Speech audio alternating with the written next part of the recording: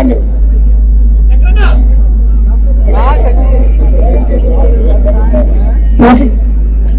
తెలుగుదేశం ఈరోజు శుక్రవారం పసుపు లక్ష్మీకరం గౌరవనీయులైన శ్రీ నారా చంద్రబాబు గారికి నా హృదయపూర్వక పాదాభివందనాలు తెలియజేసుకుంటున్నాను. మరొకసారి సభాముఖంగా బిగ్ బాస్ గారికి నా హృదయపూర్వక పాదాభివందనం తెలియజేసుకుంటున్నాను.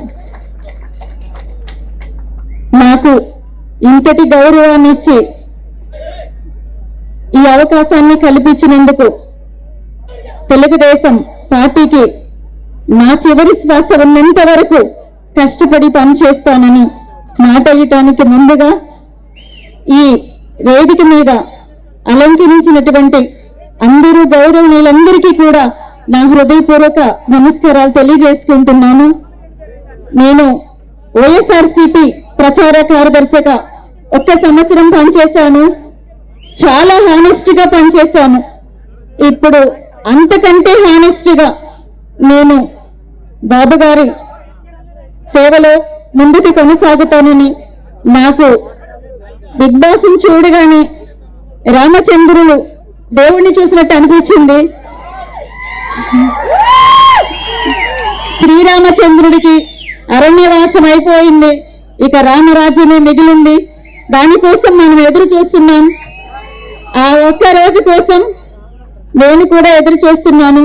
నేను కూడా ఎన్నో కష్టాలు పడి వచ్చాను.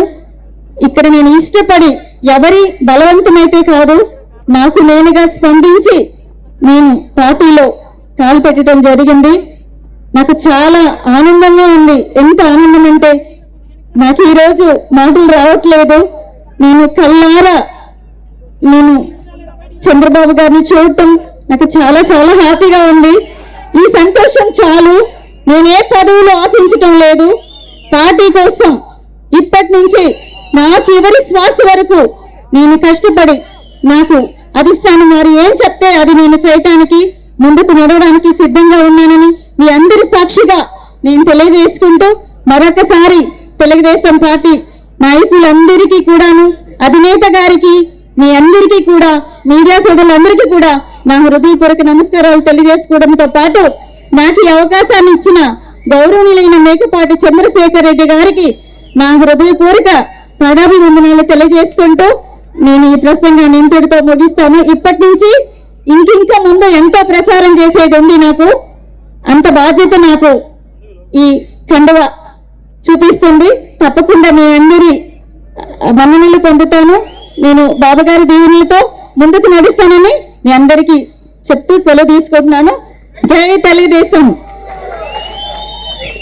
జై చంద్రబాబు నాయుడు గారు. ఉదయగిరి శాసన సభ్యులు